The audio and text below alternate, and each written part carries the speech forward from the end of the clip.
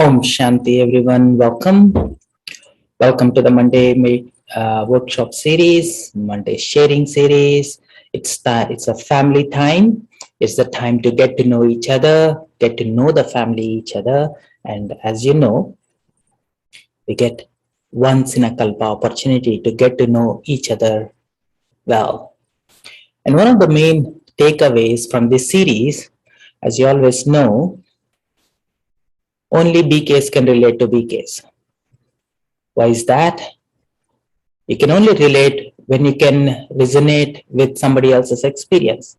Nobody else can resonate with our experience because we have the deep, long lasting experiences. So, having said that, so what is it that I can take away from these sharings? Is sometimes it is hard to make abstract concepts. I mean, spirituality itself is abstract, coming from a material mindset. So, how can we invoke that memory of ancient memory when we especially relate to somebody else's experience? When you put yourself in their shoes, something deep in that sharing resonates within us. Either it is their bhavana, either it is the tone. Sometimes tone itself can invoke something deep within you, and then say like, yes, I can feel what you're feeling. And then there is a sense of belonging, there is a sense of togetherness that always empowers us going forward. And having said that, today's topic is getting to know yourself. How can we know ourselves? Especially when we have not so great experience, not so godly like experience, and Baba comes and says that you're an angel, you're a deity, you are the one, your image is there in the temple. Everyone is looking at your image, and then they feel so empowered just looking at your non-living image.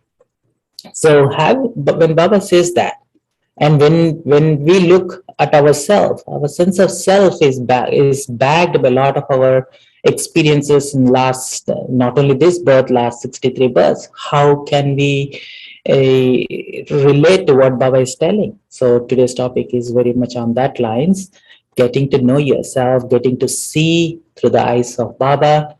And today we have with us Sister Nalisha, and she is in a very noble profession where she helps in a non-profit, both laukically and of course in Brahma Kumaris. She helps with the labor right activists, and she's an advocate for the rights for the workers around the world. I remember she did a lot of service both in India and around the world, and she has been associated with Baba since her childhood, over 3.5 decades, 36 years plus, and going strong and powerful, and all the tools Baba gives, it helps her make a strong decision, and dealing with the stress. And definitely the stress is a very overloaded term, but stress for deity, ex-deity souls is a total different stress. It is like you have to be a deity and you have to live up to that. So she learned a lot of tools from there. Without any further ado, I invite Sister Nalisha. Welcome, Nalisha Ben. Om Shanti. Shanti, and good evening, everyone. So Harsha was saying that from Madhuban via Washington, D.C., so I currently live in Washington, D.C. because this is where my Laukic job is. But I always say that I belong to Connecticut and New York. Connecticut is where I physically grew up, but also where I currently do Baba service, and then New York is where I was spiritually born. And so I guess, I don't know if anybody wants to turn on their camera just so I can say hello to you. Just want you to know it's 9:30 at night, so it's actually my bedtime, but so thank you. Just so I could see some of you, because this is actually, I am normally asleep by now, but because Harsha asked me, and he's always maintained this very loving brotherly relationship with me, I said, how could I say no to such a sweet request, which was like, about 6 weeks ago. And so I thank you for all turning on your cameras, since it is after 9:30 for me here in Washington. And I do have Amrit Vela tomorrow and to go to work, but I said this is always an opportunity. Whenever possible, we always say yes to service when we feel it's possible. And I said, you know what, Baba, you'll make this work, you'll make it happen.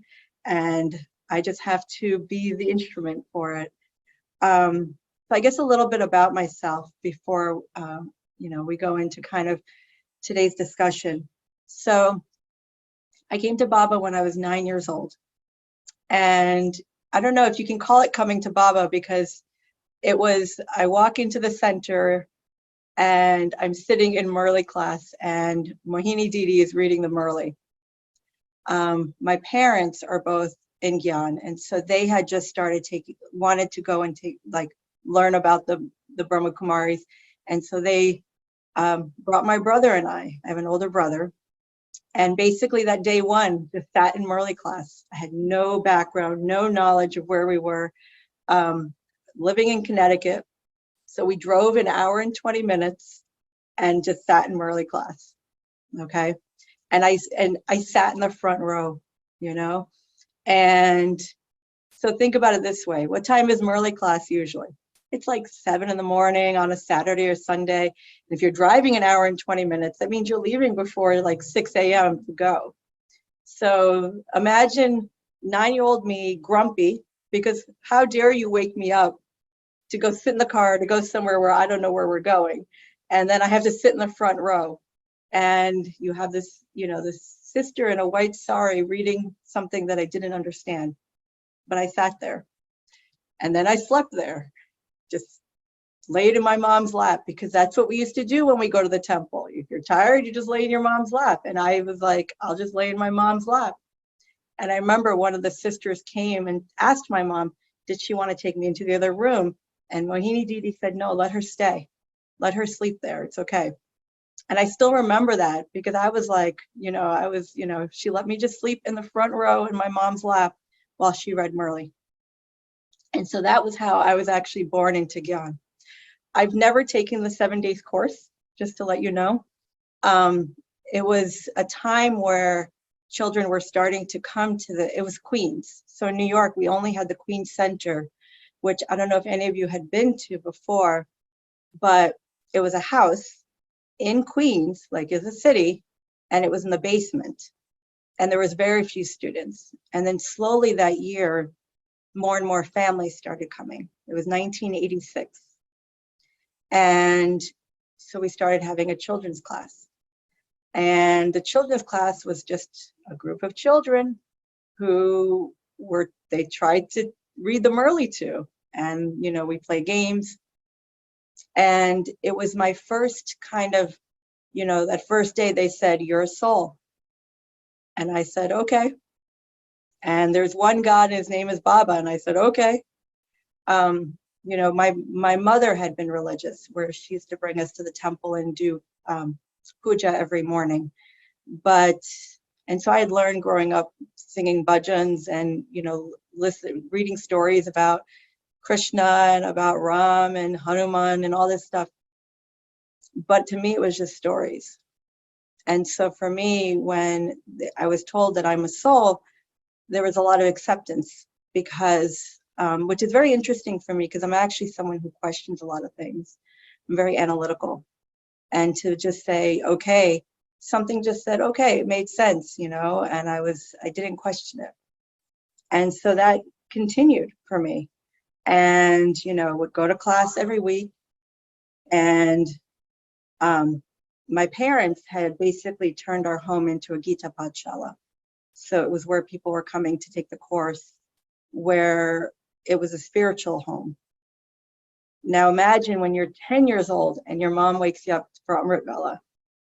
Grumpy Nalishha again. Who thinks a 10-year-old should have to wake up at 4 a.m. to do Amrit Vela? But my mom was like, we're going to do this. And then I remember when I was 11, Mohini Didi had asked if I would come and stay at the Queen's Center this summer to help out, because at that time, Sister Kala, who is a practicing pediatrician, would have to go to work. Sister Gayatri was going to the UN office, and they just needed somebody to be in the home with the sister that was going to be there. And so they said, we just need someone else in the house. And they were like, you're going to do Amrit Vela. And I remember negotiating Amrit Vela with Sister Mohini, well, Mohini Didi. She was like, I was like, I don't think I should have to sit for 45 minutes. And she's like, what do you mean? I said, no one my age should sit for 45 minutes. And she goes, well, what do you want to do? I said, if you play music, I'll sit for 20. If you don't play music, I'm only going to sit for 10 minutes. And she was like, how about 15 minutes? Like, I had no idea that here I am negotiating Amrit Vela with the most senior sister, in the US. And I'm just thinking here, this is my innocence coming through, saying no one should have to sleep. And then I should be able to go back to bed. And I'll sit for Murali class, but I get a nap afterwards. Like, I used to actually say these things when I was 11 years old. And Mohini Didi said, okay, if that's what you want to do, because something that she was recognizing is that I wasn't just going to say yes for the sake of saying yes, but I really wanted to have kind of input, but also because I really wanted to make it mine. And she recognized that. My mother thought I was being disobedient and was like, how could you say this? And I said, what do you mean? She asked me what I thought, and I told her. And so what I learned from the very beginning was that, for me, it had to come from my heart. And so it's very interesting because all my friends that I had gone to Chuma's class had slowly started to go move on to other things. And by the time I was a teenager, I was the only one left. And it was a bit of a struggle, I think, for New York to raise an American-born Indian child, because my parents, born and raised in India, grew up already very strict rules. Then you add the layer of being Brahmins, it's like, it's even more layers of rules. And I was pushing it a little bit, I would say. I used to push the limits a little bit as a teenager, where I'd be like, you can't go to the movies. Well, why can't I go to the movies? And nobody knew how to explain it to me. And even the teachers in the center didn't know how to explain it to me, because they were just told, don't go to the movies. And I said, well, why can't I go to the movies? And I used to ask, and at first they thought I was being disobedient. And I said, no, it's because I want to understand so that I can make my own decisions. And so what happened was, in the very beginning, I was basically the first child that the New York family had to raise in terms of how do you talk to a child, and then a child who's turning into a young adult. But they always sat and explained things to me. Because for me, and I don't know about any of you, but when I first learned about Shrima in the Maryada, I used to think about it as restrictions. I don't know if anyone else felt that way. You can't do this, you can't do that, you can't eat out, you can't go to the movies, you can't go out late, you can't do this. And I used to be like, well, why not? Why can't I do these things? And they were like, because Baba says. I said, but Baba must also explain why. It just can't be blind faith. And so I used to say, well, explain it to me. Sit and explain it to me. And then I started, and so I started listening, and I started asking the questions. And I think I could only get away with it because I was a teenager. And I said, if you explain it to me, then I can maybe make my own mind up. Because what I was seeking was clarity, because I wanted to make it mine. And, one of the interesting points that came up for me was, I want it to be my own. I wanted it to be because I know the question often is, what made you seek spirituality? I know that was one of the questions that Harsha was mentioning to talk about. And I come from a situation where I wasn't seeking, but there was a point that I had to make a decision. And there wasn't this moment that I can say that this is the moment that I'm making. It was almost like I had to ask myself the question of, in what would it be that would bring the best version out of myself? Not perfection, but what is it that would allow me to be the best version of myself on a daily basis? That was a question that used to come to me a lot.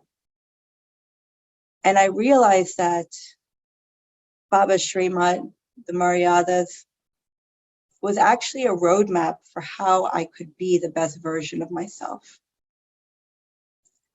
But it wasn't like an easy journey. You know, if you think about when you drive, there's bumps in the road, there's potholes.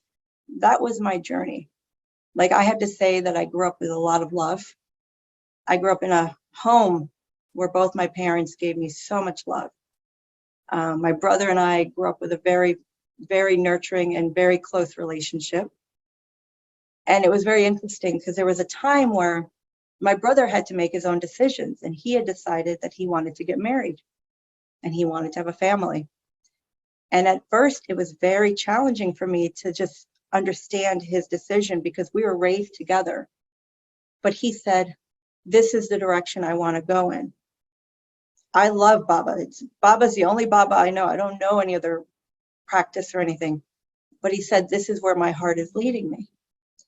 And I remember feeling a sense of loss in that very beginning because I kept saying, but don't you love God? Don't you love Baba? And I remember Sister Gayatri, who could see that I was conflicted. And she said, everyone has their role to play. And we have to accept their role, but also give love to that role, but also respect the relationship. And I remember thinking, you know, my brother is still my brother because we're very close. And I said, it made me wonder about myself. And I started asking the question of what is my role? And I remember when I was 16 years old and I was in Madhuban, and I could only go to Madhuban for 4 days. So Baba used to meet us personally. When I was like 11 years old was my first trip to Madhuban. But when I was 16, Baba used to meet us by country. And I remember I'd gone to Madhuban just for 4 days because I had to go back for school. I was in high school and I couldn't miss many days. And I remember my parents were going to send me off on my own. Like, they were going to stay for 2 weeks, but I had to leave. And I remember getting very upset. Embarrassingly, I had a bit of a temper tantrum in the middle of Pandav Bhavan saying, why must I leave and everyone else gets to stay? And I remember that was when I met Nirabai. So those of you who have not been to Madhuban, Nirabai was a teenager, like early 20s when he came to Baba, and he's actually our most senior brother now. And he was very close with Brahma Baba. And he came out because he heard the commotion and he said, what's going on? And my dad just goes, talk to her. She won't listen to us. And I remember he sat with me and he said, you know, just tell me about yourself, because we hadn't met before. And I just started telling him I was in school and all this. And he says, do you like Baba's knowledge? You know, what do you like about Baba? And I just started crying. And I said, why do I have to leave? Why does everyone else get to stay? I still remember that because it was a very emotional moment for me. And he said, very practically, well, if you stay in the center, if you stay here, what can you do? Can you cook? And I was like, no. He's like, can you give the course? I was like, no, I've never been taking the course. He goes, then your role is going to be different. He's like, go back and finish your studies and your role will be revealed to you. But just everyone has to go at some point. And he says, but go with Baba's love, and Baba is your companion. And that was the first time that I actually made Baba my companion, in the sense of not just an ordinary friend, but really someone who was going to stick by me. And I remember that moment because it kind of was like that spiritual hug that I needed to say, I'm going to be okay. Because I continued to ask the question of what is my role? And I realized I needed to stop focusing on the role and focus more on the relationship with Baba. And part of that question of asking myself, what is my role, was because I didn't quite connect to who am I? You know, Baba tells us in the Murli, when you took the 70s course, you learn about the soul, but do we really experience who I am? And it was something that I could say through words. Yes, I'm a soul. Yes, I'm, yes, I am God's child. Yes, I am this. But did I experience it? And that's what I felt was missing, was the heart. Baba gives us so much knowledge, but am I actually bringing the heart into this? And I remember feeling, how does one live this life when, growing up in Connecticut, there wasn't a center that was close by that we could go to daily. All my spiritual BK friends had gone in their own directions. And I even said to Baba, why am I still here? Why am I still left? It was just kind of like I had Laukic friends. I was in high school, and then I went to college, and I remember this whole thing about, do I go to college? And Mohini Didi and my parents had a discussion about it, saying that I had to get my education, and then I could decide what I wanted to do afterwards. And I remember growing up that everyone saying to me, oh, you're such a good Brahmin, you're such a good Kumari, you're going to live in a center, you're going to run a center. And I kept saying, Baba, don't put me in that life. That's not the life I'm looking for. To me, it was like, do they not know who I am, by thinking that I just want to sit in the center? Because that was all I saw. I didn't see all the details of what it meant being in Baba's center. And I kept thinking, it's going to take away my freedom. It's going to take away my rights. I didn't understand, because everyone that lived in the center looked perfect to me. They wore their saris. They had their hair in a nice braid. They always spoke so nicely. If you had a question, they answered it so accurately. And so I was thinking, Baba, that's not me. That's not who I am. I don't think I could ever fit that, but I felt a little bit like, if I don't fit into that picture, does that make me less? And I actually remember feeling this for a very long time, because I didn't feel like I fit in to what I witnessed or observed of what Brahmins look like. And I remember saying, if I'm not that, does that mean I'm not like an accurate BK? Am I not doing something right if that's not my desire to be that? Because everybody looks so perfect to me. And yes, they all look like angels, but I didn't recognize that everyone's still settling sanskars. Everyone is still going through their own process and their own, journey. What I saw was perfect images of a BK. And I kept saying, that's not me. And I remember feeling very distant for a while, because I said, I don't know how to fit into that.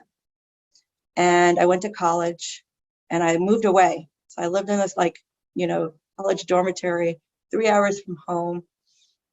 And I remember realizing that I missed spirituality. I missed living in a spiritual home.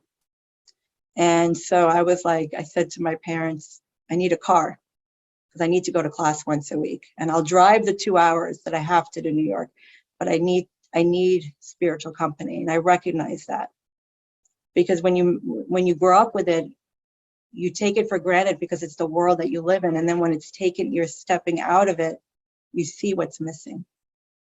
And I remember that spiritual company was like, it's just the atmosphere I felt missing. And I remember when I was in college, driving on Sunday mornings to New York. At that time, we had Harmony House by then. If I could go to Merle class at least once a week. And we didn't have email at the time. We didn't have cell phones at the time. And so everything was done by phone.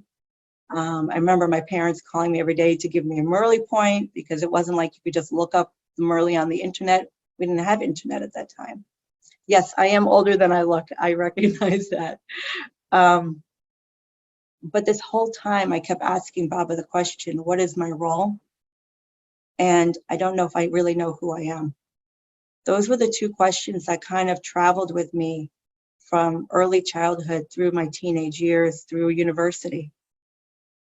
I knew who I was, if you read it based on Baba's knowledge, but did I really experience it? It took me time. And I remember that I used to, during my breaks, semester breaks, and when I was in college, I'd go to Madhuban. And I still felt disconnected from everyone. There used to be a youth retreat in Madhuban, and I wouldn't join it when I was studying. I wouldn't join it because I said they look too happy. They look like that they've got it all together. And I said, I don't have it all together, and I don't want them to see me as a fraud. So I said, I don't want to join the group. I just kind of hung out by myself or with my parents and just went to class, but I wouldn't join the youth because they looked really happy. And I said, Baba, that's not where I'm at. And I don't want them to reject me because I didn't feel the sense of belonging. Because I had this image in my mind for a very long time. And it was because I didn't know how to be my true self. Baba speaks to us in the Murli every day and tells us who we are and how he sees us. But the question is, do I accept it? And so I remember very early on, Nirvabai had given a class in Madhuban, which was called Celebrating Brahmin Life. And he said, do we on a daily basis celebrate? He used the word celebrate in English, our Brahmin life. It goes deeper than acceptance. Celebrate meaning, does it fill my heart? And he's like, if it doesn't, it's okay. Where you're at is okay. But this is the difference. Baba sees us for our specialities. We sometimes see ourselves for what specialities are missing. He says, see yourself for the specialities that you are. Don't see yourself for what's missing. Focus on what you are experiencing. The ones that are missing, they will fill themselves in. And when I started to shift, seeing myself for who I am based on my specialities and not based on what I felt was missing, it shifted the way I started to see myself and my relationship with Baba. Because when I was thinking about, well, I have negative thoughts. I have irritation about others. I get frustrated with people. I was like, oh my gosh, I must be embarrassing Baba if that's how I behave, if that's how I'm thinking. And Baba's like, Baba doesn't see those things in us. He sees us for our love, our efforts, And I said, why is it that I wasn't seeing that in myself? Because I hadn't quite connected to who I was and what my role was. And that role did not need a name to it at that moment. And so I think this is where we're supposed to pause, Harsha, for a little meditation time. Is that where we're at in the time clock? Sure, no hard rule, but Okay. even if I want to follow your structure you sent me. just the guidelines, but whatever is feels appropriate. Yeah. And so here's the question that I always had to remind myself of. Who loves me?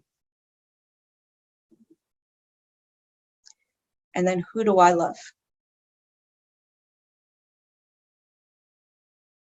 I started to remind myself of that on a daily basis. Who loves me? And who do I love? One of the biggest sanskars that I had to overcome was moving from my head. So anyone who has been with me in the youth, I'll tell you this. So I actually never joined the youth retreat as a participant.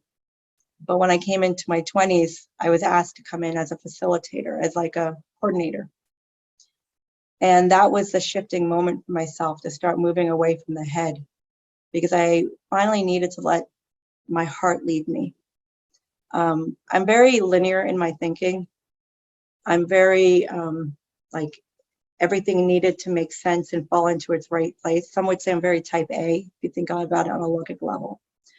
So finally allowing Baba to really lead me with my heart was a big step for me.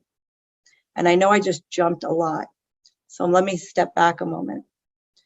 So when I was in Madhuban and when I was a college student, and there was this whole conversation about celebrating Brahmin life, that was the first moment I said that I have to stop overthinking. I need to stop being so analytical about everything and just allow my heart to start to open. I needed to stop thinking about what was missing and thinking about what I was in that moment, and not focus on what others I see them as. The reason we look at others is because we feel a sense of insecurity or a lack of something. And I remember just saying, I need to start looking at myself. Because when I look in the mirror, I'm not seeing everyone else. I'm only seeing me. And I said, I have to start seeing myself the way Baba sees me, because he says to us every day in the Murli, my long lost and now found child. That means something right there. And so when Nirabai said, do you celebrate your Brahmin life? That was the moment that I said to myself, I need to stop judging myself and stop looking at what's missing. But what I really need to do is start seeing what is there. And it was not that everything in that moment was fixed or everything came clear, but that was the starting point for me to really accept me for me. Because often we want others to accept us. Like we want our seniors to say, you're doing great. You're such a good Baba's child. But I need to see that in myself first. I need to stop looking for the validation from others, but really start seeing it from my own heart. And so that was the moment that I started to say, you know what? This Brahmin life is a life of freedom. It's a life of love, and it's a life that allows me to start seeing the best version of myself, because I was seeing too much of what I wasn't doing. I was seeing too much of how I wasn't being the perfect BK. And I needed to start saying, God chose me for a reason. I may not know that reason, but let me start seeing what God sees in me, starting with my specialities. And so let's pause here for a moment, and we're going to do a little meditation. Okay? And so I'm going to ask everyone to sit up comfortably. Reposition yourself if you need to. I'm going to drink a little water. Make sure your body is comfortable. So your feet are flat on the floor. Make sure your shoulders are resting. Your hands, make sure they're not tightly fisted up. We tend to do that. So let's just loosen up the hands and just let them rest. And let's just start by taking a deep breath in and breathe out.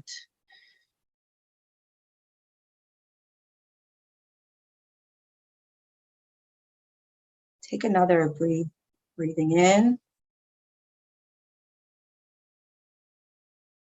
and breathe out.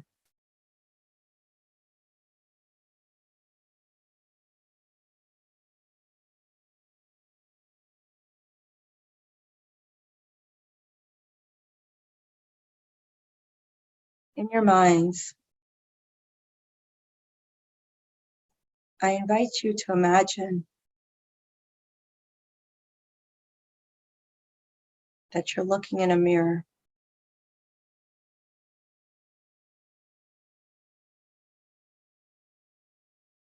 You see your eyes, your nose, your ears, your mouth,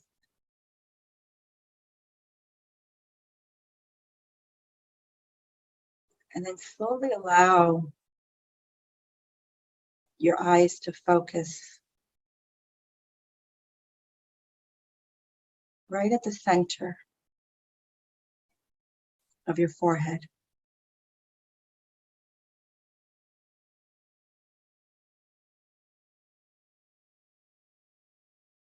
Slowly the eye, the ears, the mouth, the nose, they start to disappear.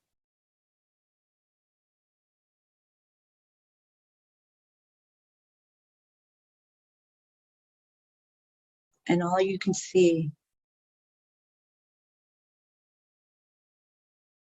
is that sparkle.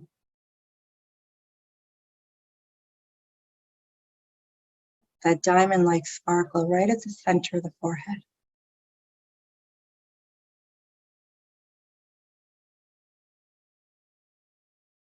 And you take a deep breath in.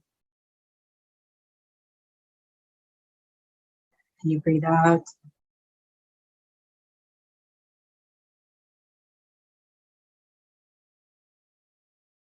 And then you ask yourself the question, who am I?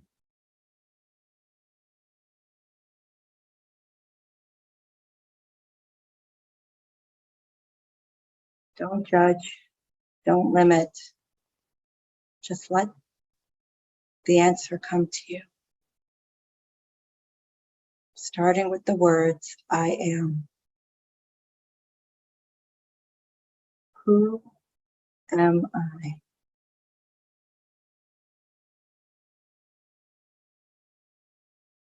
And just allow yourself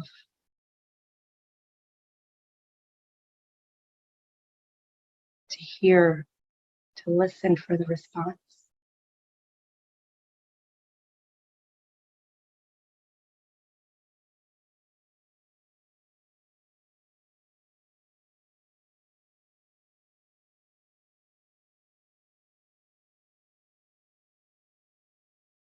And just sit for a moment with that response that comes to you.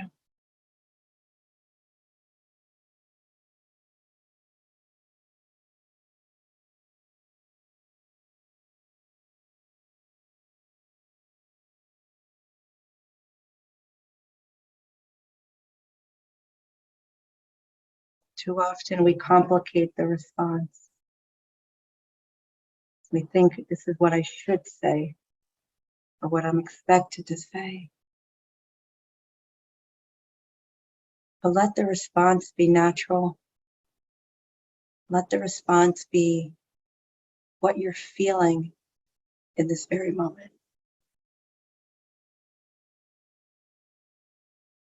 Let your response be authentic, coming from you.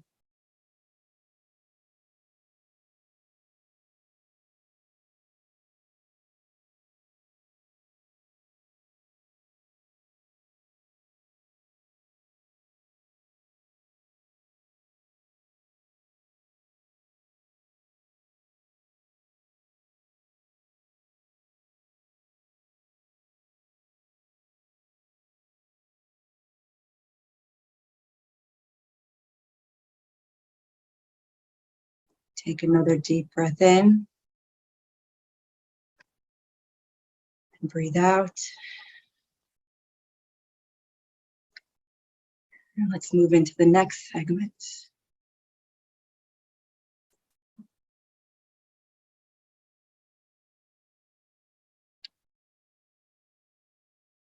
So I shared about kind of, I guess you could say, the inward journey that I took to just become closer to Baba.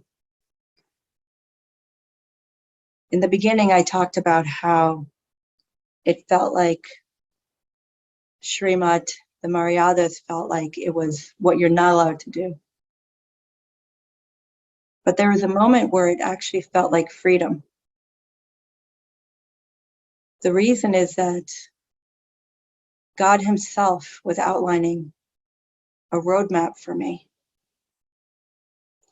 He says, if you follow this roadmap, you will experience love in a way that you've never experienced it before. You'll experience happiness in a way that you've never experienced it before. And the way that I came closer to understanding Srimad, the Maryadas, was through the Murli. Daily practice is so important.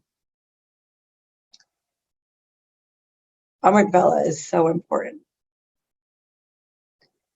Service is so important.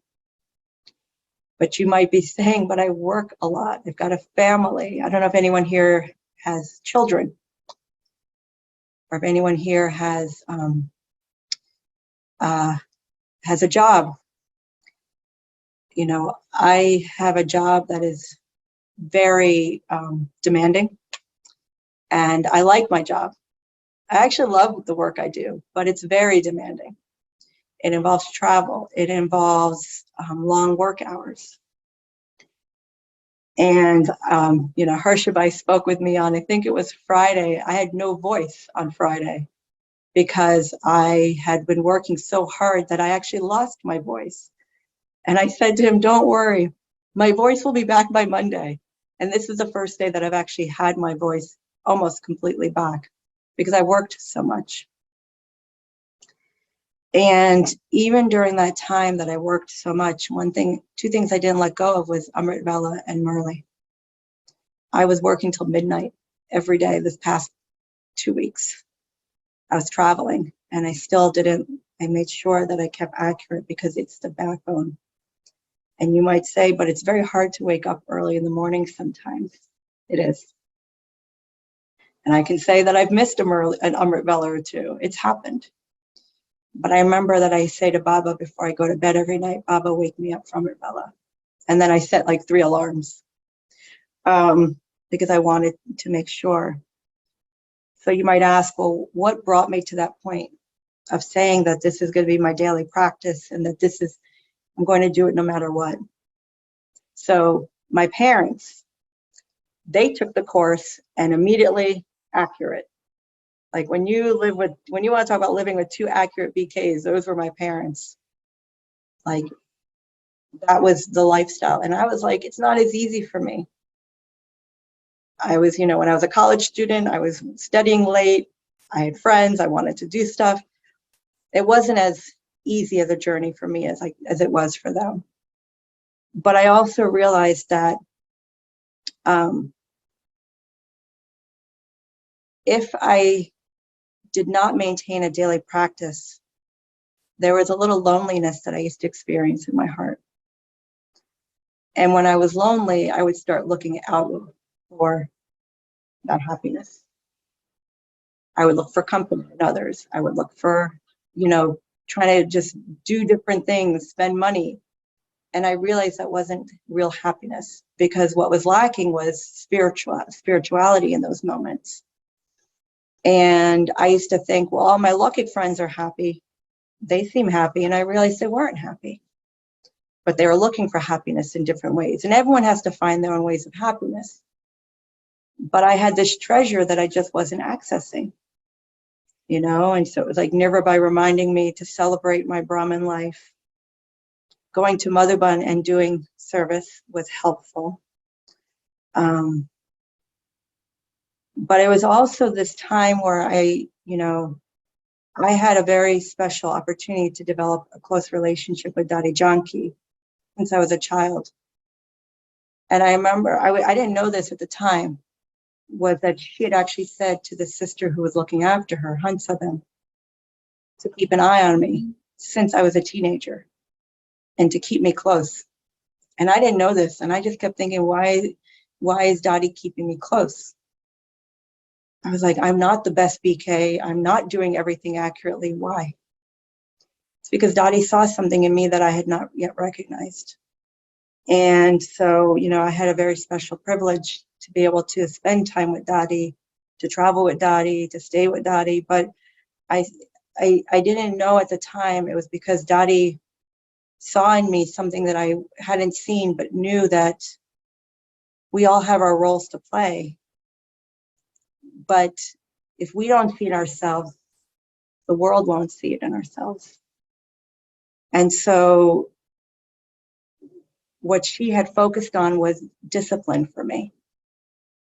So, you know, for me, living in a center was not where I wanted to be. It was never going to be my goal. My aim and objective was not to live in a center. Even to this day, I live in a condo by myself. And I remember Dadi saying to me in Madhuban, okay, I understand you don't want to live in the center, but let's talk about your lifestyle. She says, I know you have to go to work, so you have to wear, look at clothing.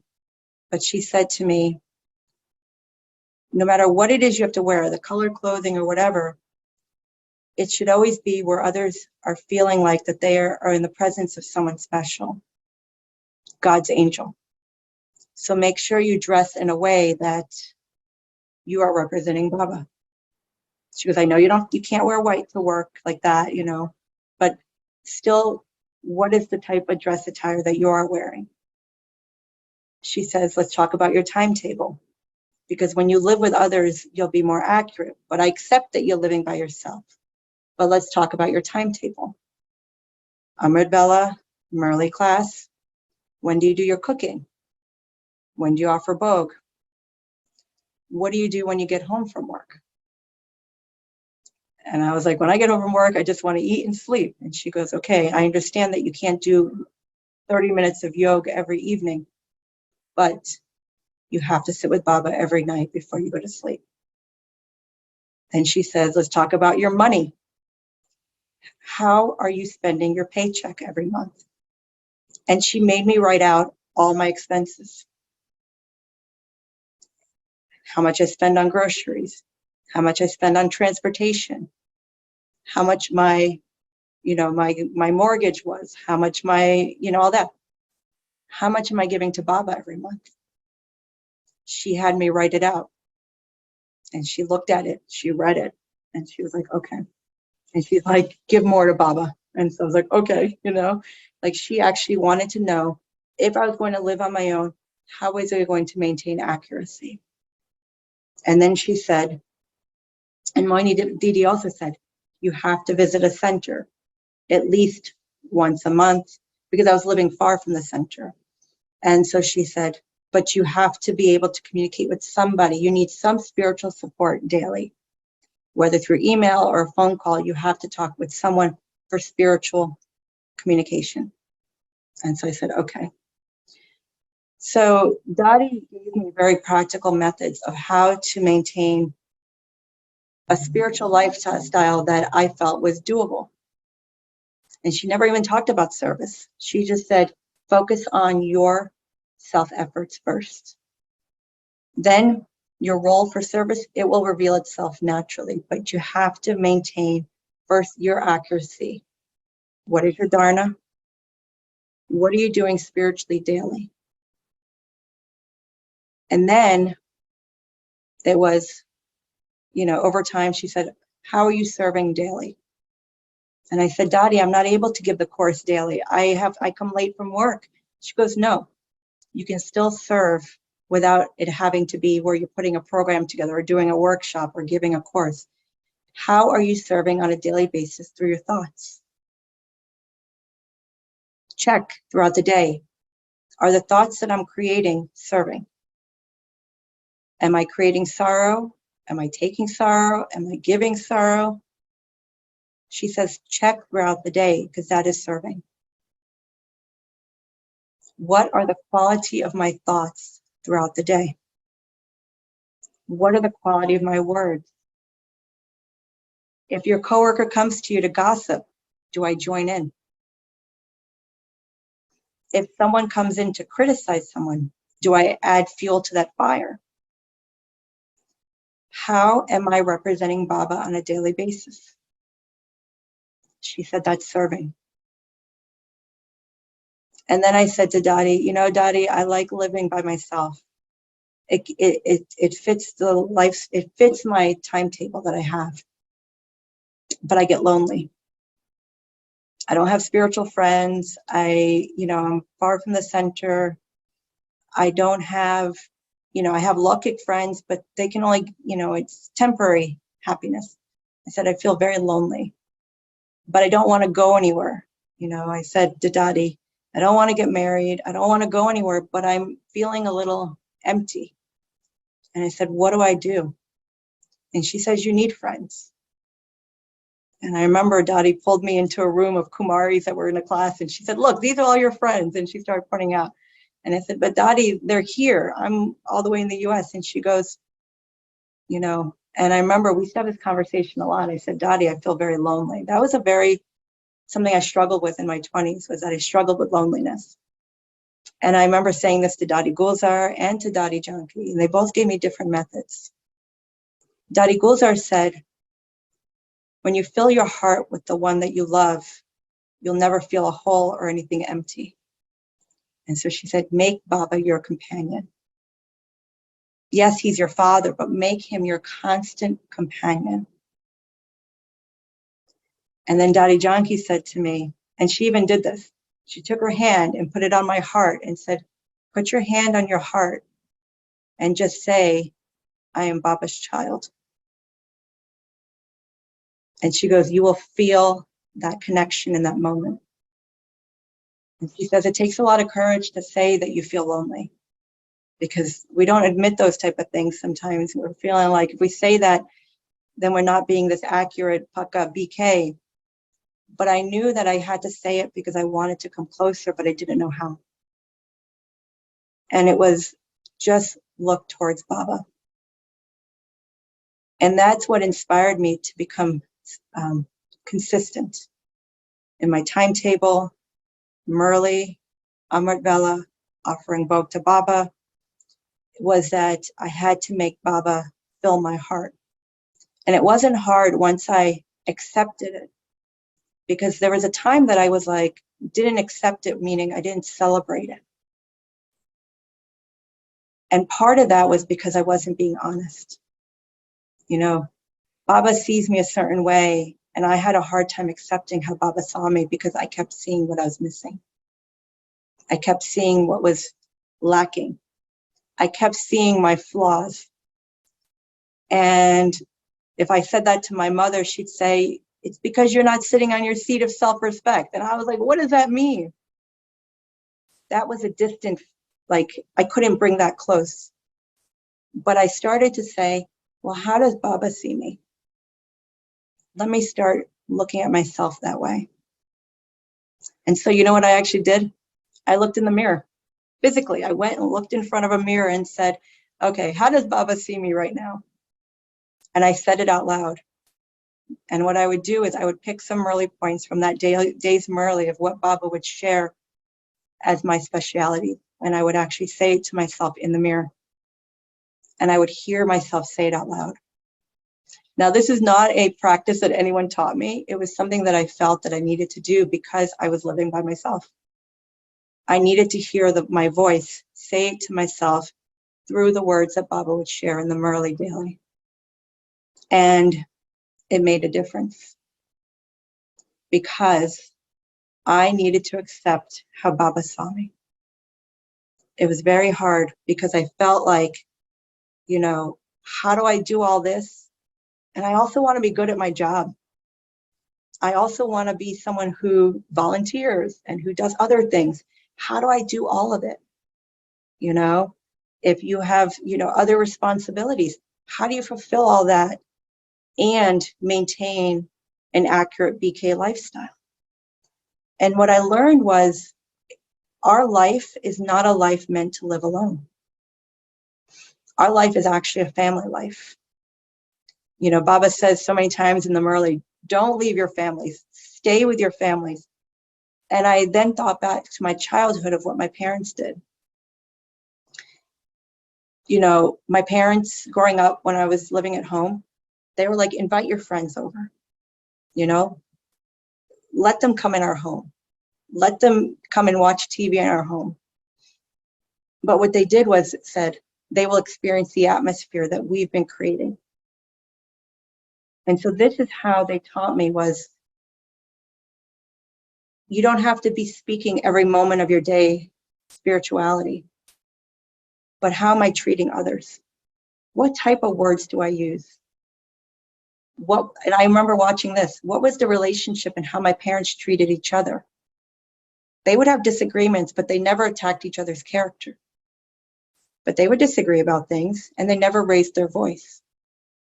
And so I thought back to the way that they set up our home to be a spiritual home, but still a family. You know, my brother, he's married, he's got 2 children, and they love going to visit my parents. because it's still my parents being grandparents. And now my parents are running a center. So they've opened up an official Baba center in Connecticut, but they're still playing the role of being grandparents. How? They're just bringing all those specialities that they've learned through Baba's Gyan and through the spiritual family and bringing it out into their relationships. What they taught me was you don't have to compartmentalize, say, my BK life and my Lokik life. We're one person. That life is the same life. Like right now, you see me wearing white and a badge. Normally my hair would be pulled back. I just washed it, so it's a little bit down right now. When I go to work, I wear colored clothing. But who I am doesn't change because I walked out the door. I used to compartmentalize my life. I used to say, oh, my spiritual life, my Lokik life. No. Who I am is the same person. How I am is the same person when I walk out the door.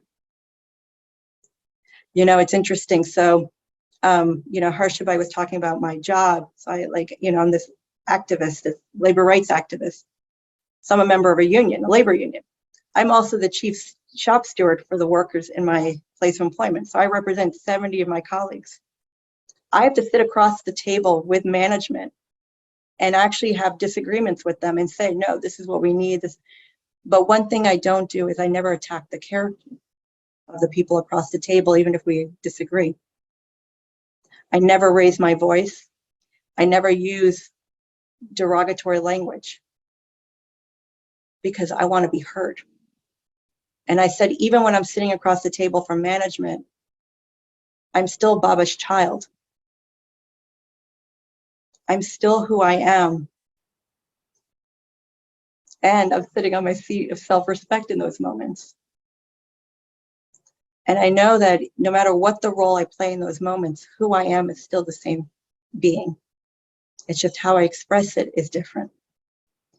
And so what I had to learn over time was my spiritual lifestyle is my Lokik lifestyle.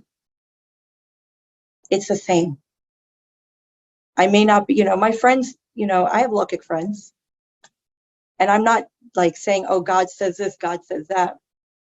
But they know through my behavior and my words I use who I am. And it's interesting because if they say something negative, they'll say, oh, I'm so sorry, Nalishha, I didn't mean to say that in front of you. And I've never ever said to them, you can't speak that way in front of me. They just feel a sense of, I need to do better when I'm around you. They actually said this to me. Not because I expect it, but because of the way I am, they want to reach me. They want to lift themselves up to my level of behavior versus me coming to their level of behavior. Because when they've seen me lose my patience a little in the office, they'll say, Nalishha, did you meditate today? Because this is not your way of being. What's wrong? And it actually shocks them if I actually get a little irritated at work. And it's a good checking point, because let me tell you, when people know that you're a meditator, they will check you if you're not being the best version of yourself in those moments. And I appreciate that, because it actually says, you know what, Baba, I am serving in every moment. And, what I also do is, to balance out the lifestyles, I say, okay, Baba, Saturday is yours. Saturday, I'll do all the courses, all the public events, anything that you need me to do, Baba, I'll do it on Saturday. So I've actually been able to carve out time to say Saturday is for Baba's like actual service, where I'm doing workshops and course and working with youth and all that.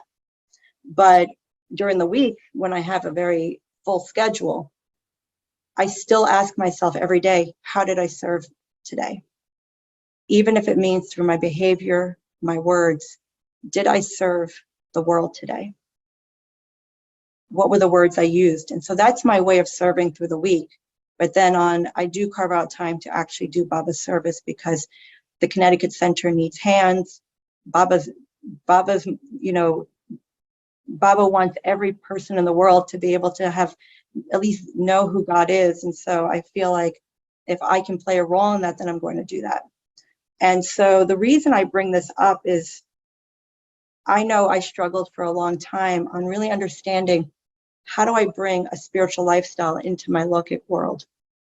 And one of it was to change my attitude to say, they're not different.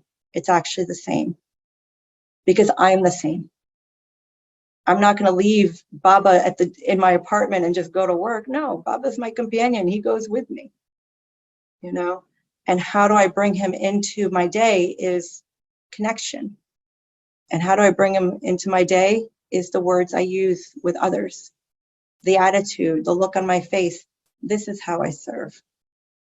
And so I learned this actually based on how I saw how my parents set up our home, but also by watching other Brahmins for their specialities and then saying, you know what, that's a speciality that I know I want to learn from, and not looking at others and saying, oh, they're that and I'm not this.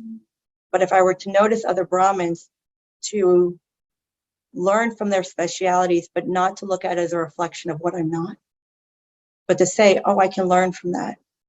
And to say, you know what, Baba accepts me as I am. I accept me as I am. But he also reminds us that we have to, on a daily basis, continue to make effort. And so I always try to find something new to do on a daily basis, something new to bring into my day, whether it be a Murli point, whether it be a virtue that I want to practice, or whether it just be, you know, maybe to be a little bit more lighter in my heart, because there are days that the day feels heavy. And how do I bring that lightness? You know, I'm not going to be able to remember 10 points from the Murli.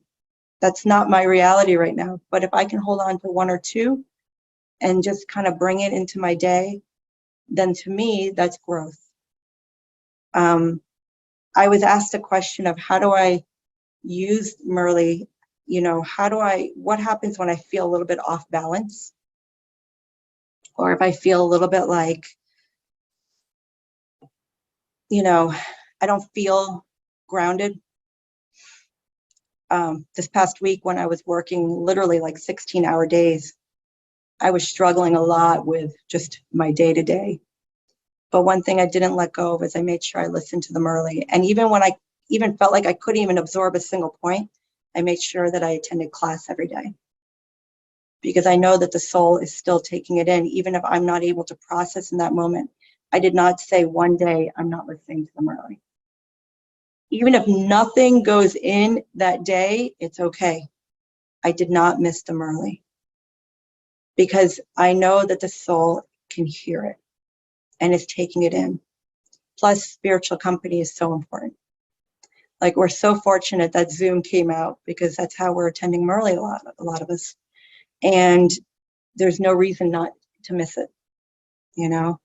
And so even in moments where I feel like things are not going in my head because it's just full, I can't make an excuse to miss them early. And so that was what sustained me. And then the other thing was, you know, I was living out of a hotel room for 2 weeks. I brought food with me for 2 weeks. I cooked, and then I brought stuff that and I made sure that I had a microwave, a refrigerator. Sometimes I request to have a kitchen if I need it when I'm traveling for long periods of time. But I also made sure that the food I ate was accurate. And, you know, all my coworkers were going out to restaurants and stuff. And I was like, no, I'll see you afterwards.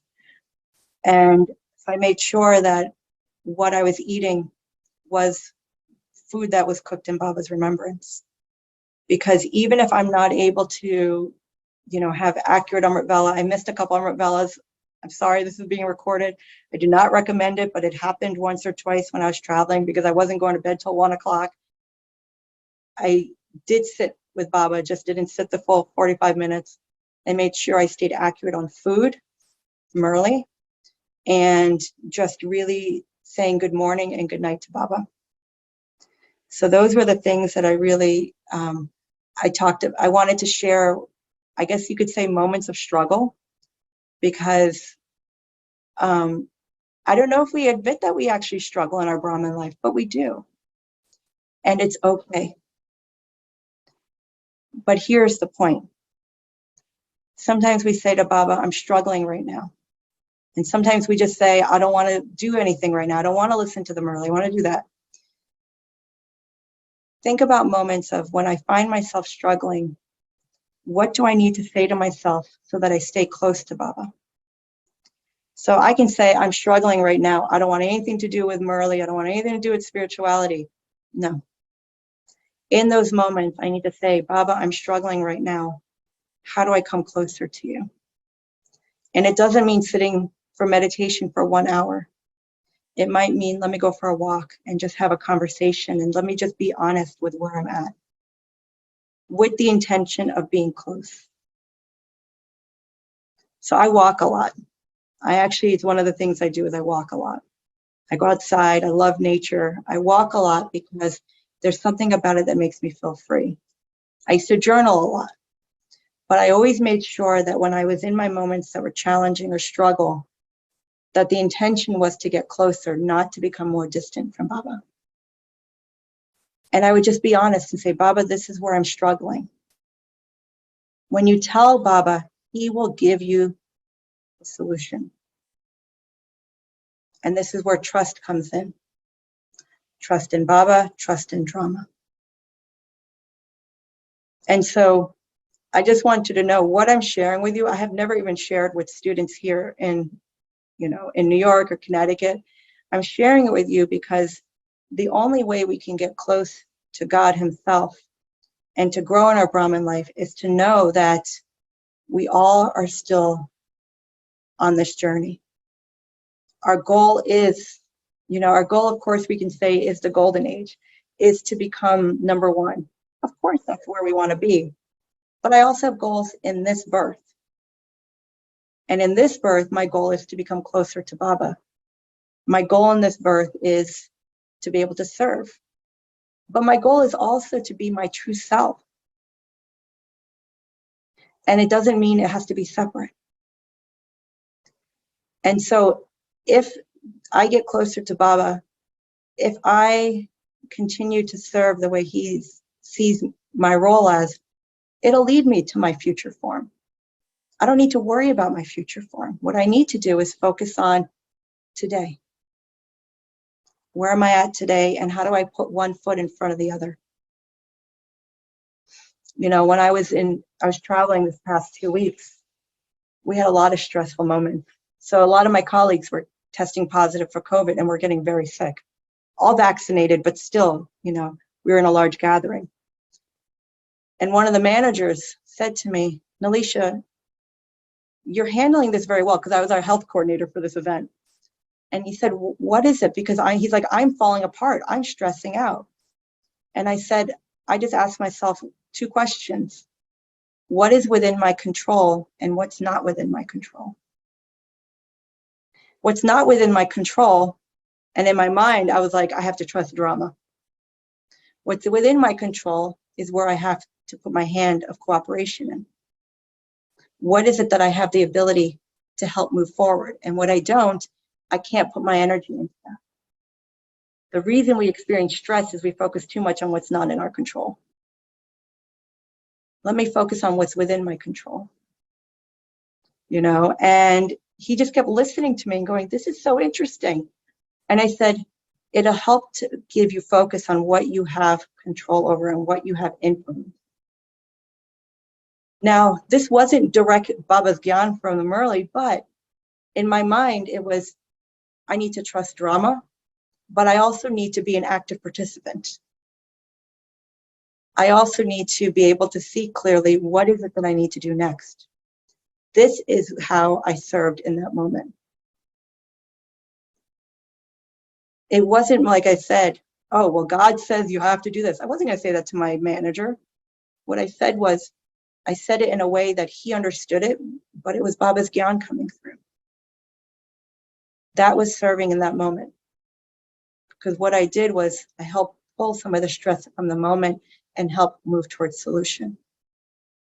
And so, this all comes from me starting to see myself as Baba sees me.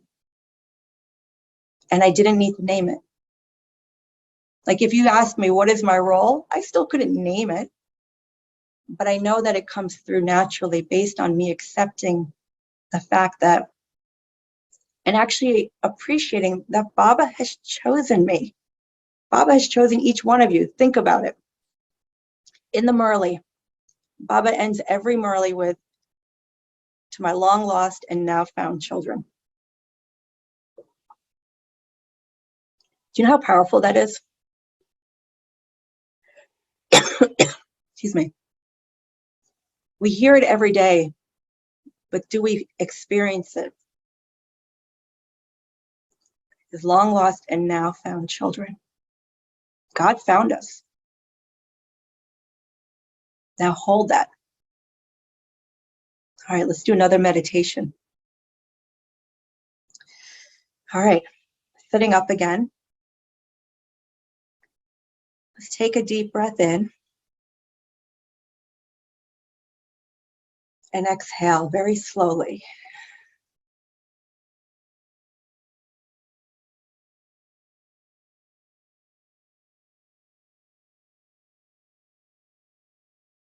And now let's put ourselves back in front of that mirror.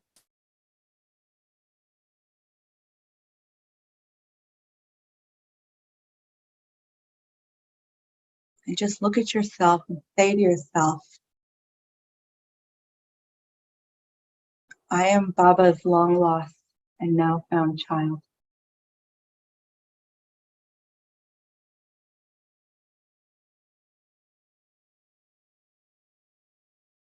Baba has handpicked me out of the millions and billions of people in the world. Baba has hand-selected me.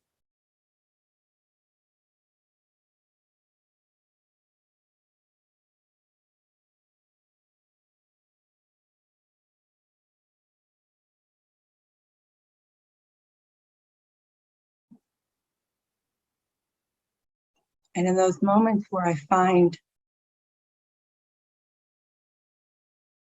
that I'm not able to feel that connection, or I find my thoughts wandering,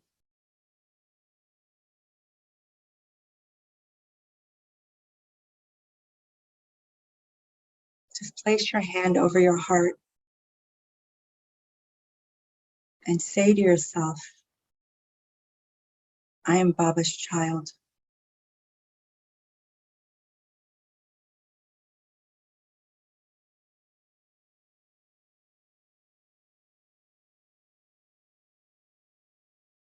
I am Baba's child.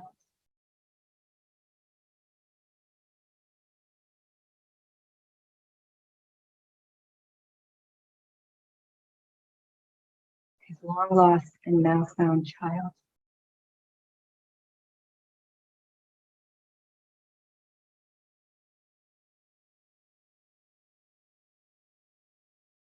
Let me accept that as my truth,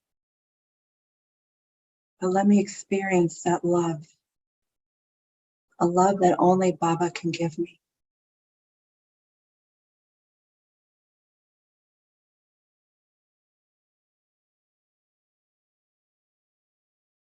It's okay to say to Baba, I'm feeling a little disconnected. It's okay to say to Baba, I sometimes feel a little empty. And just like a battery, when you plug it in, gets recharged.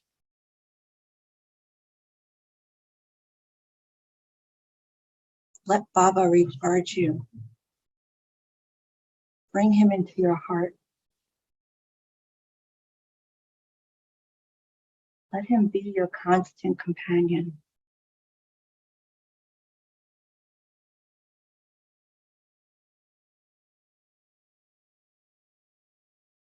He's accepted us. He's accepted me. Now let me accept Baba as the one who fills me. Let me celebrate that relationship.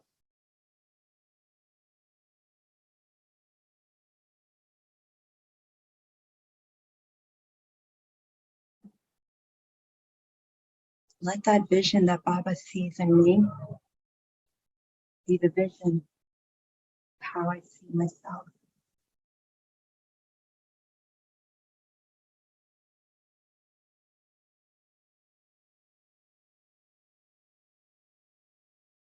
Um,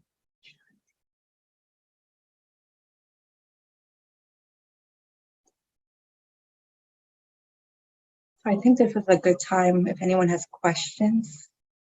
I have talked a lot, more than I'm used to talking. And I know I might have jumped a bit, but hopefully you're able to pull out some helpful tools. I have more helpful tools, but I'll give those to you at the end. But any questions? Is this a good time, Harsha, for some questions, if anyone has any? Sure. Ekta, you have some questions you want to speak up, or she left it in the chat? Is there a question in the chat? Uh, Not seeing anything. Let me read it out. It's sent personally. So it says, can you tell more about clothing, what you wear and still represent Baba and spirituality? Like clothing, like what do I wear when I go to work? Do you put a badge, or do you have a pin, or do you have a crown? Do you wear a halo around you? I think it would be glorious to go to work with a crown on, but I don't know how my coworkers would feel about it. I just wear simple clothing. I wear clothing that's not too tight, or, I noticed that the styles of clothing nowadays is, I'm going to sound very old, but it's very different, and so it's more or less like, like I wear skirts, I wear pants, I wear tops, but it's, really about making sure it's not too dark, making sure that it's not too tight, but also just, the way I look at it is, could I go to Baba's public program in this outfit? If I had to wear look at clothing, would it be an outfit I could go to a public program in? Like I go to the gym and I still make sure that I'm wearing proper attire. I say, what if I run into a student at the gym? What if I, walking down the street? Because the world is always watching. And so am I dressing appropriately where I could still serve in any moment? I used to keep my hair very short, actually, when I was going through what I call my rebellious BK stage, where I cut it really short. And Dottie, at some point, she was like, for a few years, was like, okay. And then finally she was like, all right, enough is enough. We know that whatever you're going through, you've gone through it. And so you wear the hair properly. If you wear makeup, very light makeup, but it's really just about, am I doing anything that would attract someone to my physical appearance? Then I have to think about it. People sometimes used to say to me, like, well, you're young, you're single. What do you do if someone comes up to you? And I was like, well, they don't really come up to me. Because, you also have to think about your vibration. What vibration am I giving out? And if someone still comes up to you, you know that you have Baba on your side. But also it's like, what is the vibration that I'm giving out? What is the way that I am presenting myself? And so I wear jeans, I wear look at clothing, but I also make sure that the clothing I wear is, considered appropriate. And so that's how I kind of look at it as, but I remember when Dottie had said this to me, we had a public program and I was wearing a suit, like a pantsuit. And it was a little dark. It was a little bit darker in color. And so she was just like, yeah, you can wear a suit, maybe just a little bit lighter. And I said, oh, okay, and it was really interesting. Daddy Janki was giving me fashion tips, but I took it.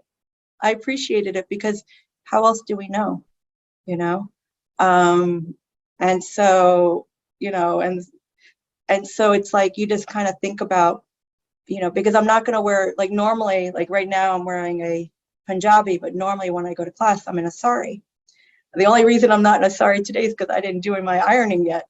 But but otherwise, when I go to class or when I'm giving the course, I am in all white. but otherwise when I go to work, I am in look at clothing. And I do meditation class for my office, actually, like at lunchtime. We do lunchtime breaks. And so on those days, I make sure that I'm wearing a light colored top on the days that I'm doing something like a meditation, but I'm at work. Because I can't go in all, it wouldn't be appropriate to go in all white to my office, but I do wear, light colored clothing and things like that. And my office has seen, like my coworkers have seen me in my sari, because there have been times where I've come from a program and gone to the office, or I've gone from early class to the office and then I change.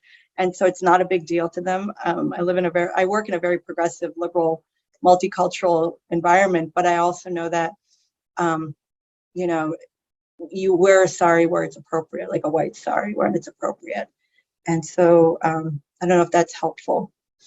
Any other questions? Cool. Stuti-ben, feel free to unmute yourself. And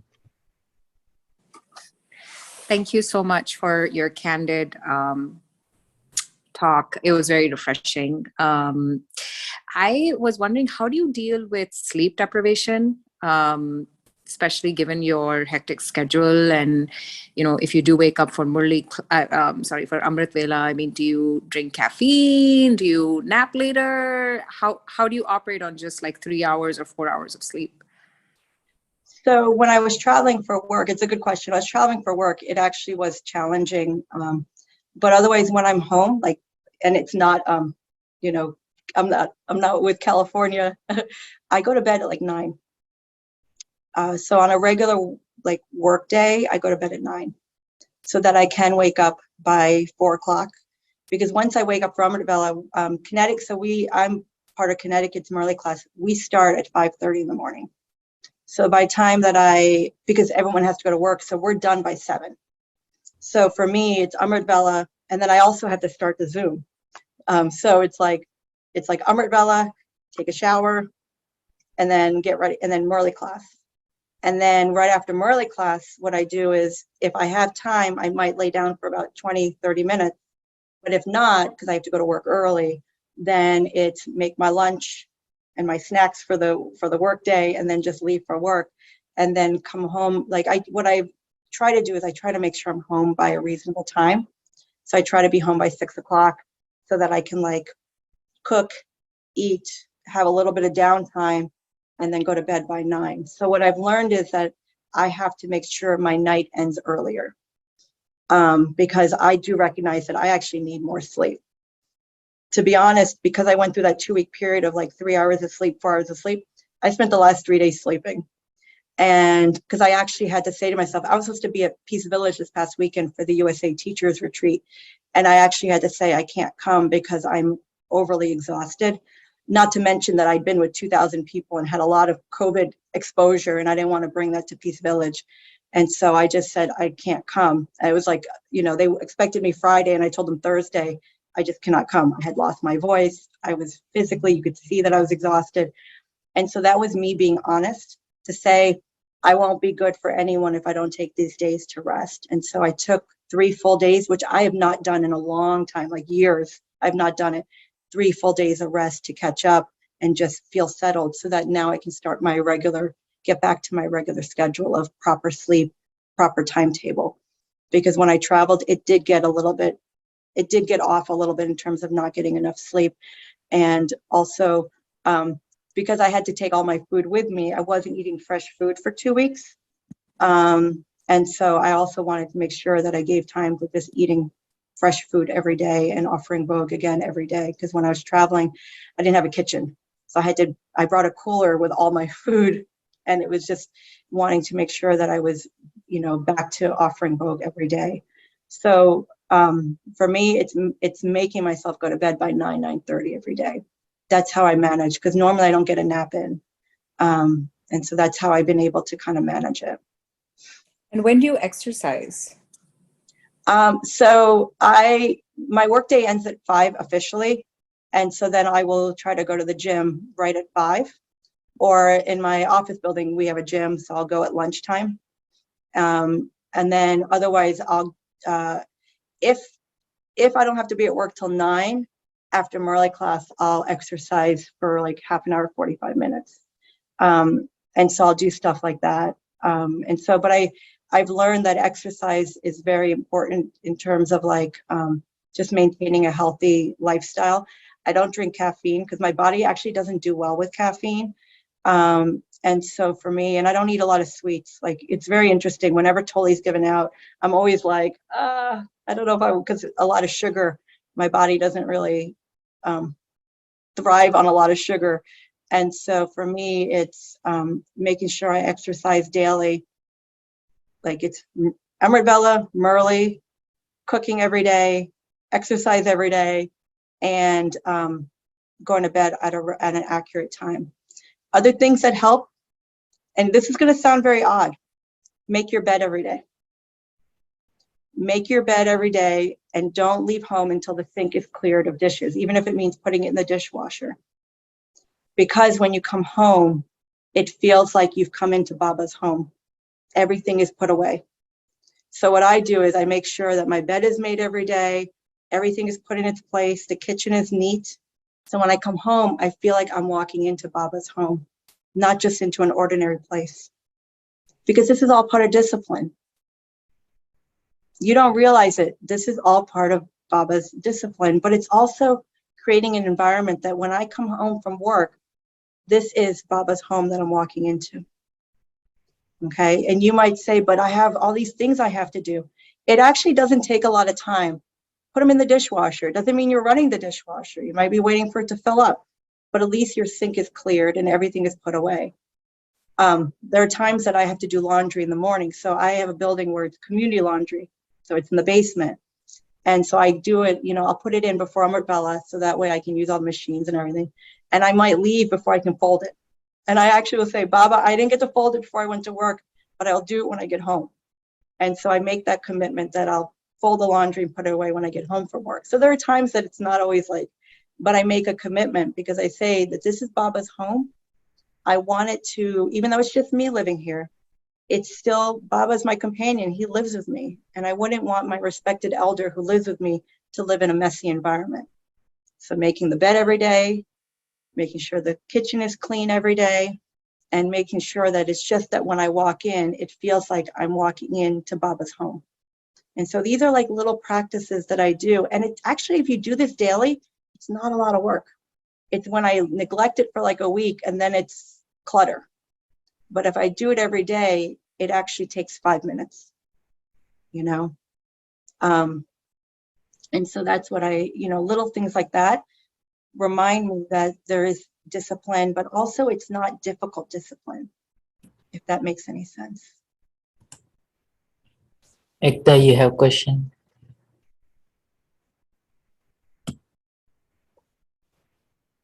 If there's any youth group, like a youth for BK, and because I haven't found any in San Antonio.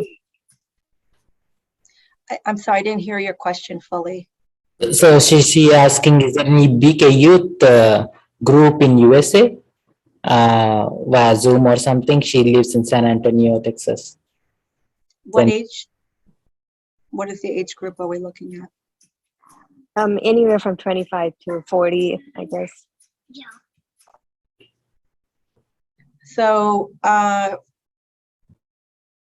in the US, for that age group, I know that we did have a group that was like age 18 to 25.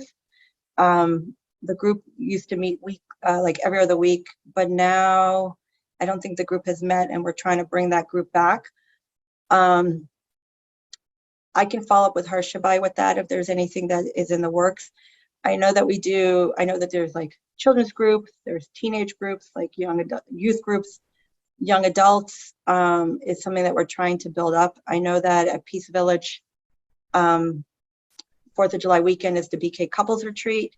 And along that, we're having the young adults retreat, which is the 18 plus, but it's in person. After that retreat, we're going to figure out what we can do on Zoom. And so after the 4th of July, I think we'll have a better sense of where the youth are and what they're looking for. And so that's something that I can follow up with Harsha after that. There was a group, but the group kind of just... Yeah, is that right? What was that? Naya? North There America. was NIA, the North American young adults. Young adults. We've had different versions of it. So one of the things, like, so Harsha was mentioning how, we actually got to know each other because we were both in Madhuban together. And so for about, I think it was about 15 years, I was helping to coordinate the youth retreats in Madhuban for double foreigners, the week between Christmas and New Year's. But what was happening is we were, the whole intention was youth leading youth. And I kind of got older than the youth leading youth group. And so we brought in a new group, kind of the next level of leadership, because we wanted to encourage the next generation to start leading each other. And so that retreat, I don't know what, because of COVID, it kind of went virtual. We Yes. had a few sessions virtually. I mean, I remember it as IYF, Yeah. Youth Retreat, Youth Forum, or Youth Forum, if you remember. Right. Yeah, and then it became the IYAR, which was the International Young Adults Retreat. So it was like, you have the youth, the young adults. So after the July 4th weekend, I think we'll have a better sense of what we're doing for the young adults. And so I can let Harsha know, and it'll be on Zoom after that. Like, we're just trying to figure out kind of what is the need and what is kind of the request. But absolutely, for me, because I remember how I was sustained as a youth, that it's so important to sustain the next generation of youth. And so I know that there is an intention and a plan. It's just a matter of putting the pieces together. And so we'll have a better sense of it later this summer. But I will definitely make sure Harsha knows, and then he can share that information with all of you who, looking at that. And, part of me was saying that there's youth who haven't taken the course yet, that might, their parents are BKs, but they haven't taken the course. So we have that. And then those who've taken the course, but just are looking for like a community, like, a group to kind of feel a sense of belonging to. And so we're looking at both of those. One is, do we need to do the 7 days course for a group of youth whose parents are Merle students? And then the other one is the ones for those who, are, Merle students already, but just need a sense of community to connect with and to come together with. So that's what we're looking at. It's just a matter of us trying to put the pieces together. So we're doing that. We're going to try to figure that out later this summer. And another question for kids around 11 and 13 years old, is there a retreat in Peace Village? Is that? Avyakti Parivar is already holding for that age group. Oh, 11 and 13 over the Zoom, right? Yeah, so through Avyakti Parivar, I know they do classes for that age group already. And so from what I understand, Avyakti Parivar with Sister Bhumi is kind of already sustaining that age group, if I understand correctly. Sure. It's fabulous. I will pass on some details around that. Thank you. Does anyone have any questions? Otherwise, we can have a quick meditation. So I hope what I shared with you was honest. I know it probably was not similar to what some of the other BKs who have come on your Monday evenings have shared. But one thing I've learned is that, being honest about the journey I've taken is because it's what brought me closer to Baba. It's what sustained me, because think about it this way. I live by myself. I grew up with Indian immigrant parents who took knowledge in the US. They didn't come from India with this knowledge. They took it in the US, and they themselves were trying to figure this out. And, and then also having a brother who decided he wanted to live, a different life, a family life, and how we manage that, but also how I work full time. I'm very active with my job, but also very active with Baba's service. And how do you bring that together naturally? And so if I could sum up, what I shared was really about the intention always to be closer to Baba. The reason I asked questions was not because I was trying to find fault, but because I wanted to come closer. When I acknowledged my struggle was because I wanted to be closer. when I wasn't seeing myself the way others were seeing me in terms of Baba seeing me, and even the seniors, daddies were seeing me.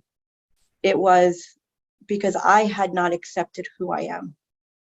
And I couldn't accept the love that Baba was giving me because I kept saying, I have these flaws, I have these things that are imperfect. And I forgot that Baba was telling me that he loves me as I am. And I needed to accept God's love and then make it my own. But the other piece of it is that I need to allow Baba to fill me, and that I don't need to separate my life, that it's one life. And how do I bring everything that I am learning into my everyday activities naturally? I don't have to try to be someone I'm not. Let me just be my true self. And it all starts, for me, it all started with just allowing Baba to fill my heart. You know, this weekend, my parents were at Peace Village for the USA Teachers Retreat. And I was like, today they called me and I was like, you didn't call me yesterday. And I was like, I still require my parents to call me. Is it because Baba wasn't filling me? No, but I still love my parents and I still want them to, like, you know, for me, it's important to have those relationships. But it doesn't mean my love or I'm feeling Baba any less. But what it does is it actually helps me to appreciate the relationship I have more, because I don't have the expectation. So when I said to them, you didn't call me yesterday, they're like, why, what's wrong? And I said, nothing. I just wanted to hear how things were going because I was missing out on the retreat. But what I've learned is through Baba's experiencing Baba's love, by letting him in my heart, that's where it all starts. Well, let me accept that love. I'm actually able to have more accepting relationships with others because I don't have any expectation of them. So I accept them as they are because I don't require them to fill me. And you might say, I haven't gotten there yet. There is no gotten there.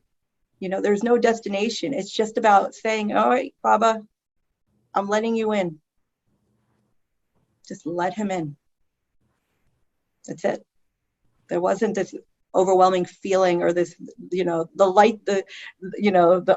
light did not shine on me. I just finally said, let me let God in. And that helped me to see myself. And that's why we did those meditation commentaries of looking in the mirror, because sometimes the hardest thing I do is I have a hard time seeing myself. And I said, let me see myself the way Baba sees me. He sees something special in each one of us, and we may not be able to put our finger on it, and that's okay. It's okay, because you don't need to know, you just have to accept. And then you'll see it. You'll see it. Anyway, any other questions or comments? There's a lot of nice comments coming up. So there is a request for one more session from you about how do we, being a BK at work, will be challenging. I thought that would be helpful, is on that lines. Yeah, and then looking at the profession that you are carrying, it's really, I personally feel it's a noble profession, and somebody who is representing the wellness of the whole of the community, either it is a rights of the workers or is it their health, or it is an act of love, right? Act of love is what people take away from, and every service is a is an act that is coming out of love. So I definitely appreciate what you do for the community. That counts towards love service, definitely. Thank you. I'd be happy to come back. Only for all of you would I stay awake this late. No, of course I would come back. I appreciate, the opportunity, and also, for you to just listen to the honesty, but also remembering that, we are, this is a spiritual journey, but we're also a spiritual family. And that family is very important. And this is not a journey we can do by ourselves. And so please, I know that things are starting to open up and we got very used to Zoom, but I'll tell you, it makes a difference going into Baba Center. So, if you haven't stepped foot back into Baba Center yet, please do. It is transformative, especially after so long being kind of isolated. It makes a very big difference. So, because you don't have to make any effort, just step foot into the center and the magic happens. And so if you haven't been able to go into Baba Center, please do. You will see the difference, and it really helps to settle a lot of what we have going on inside of us. And so if you have the chance and you have access, go to Baba Center. On that note, should we just take a minute of silence, Harsha? Because I know we're over our time. Okay.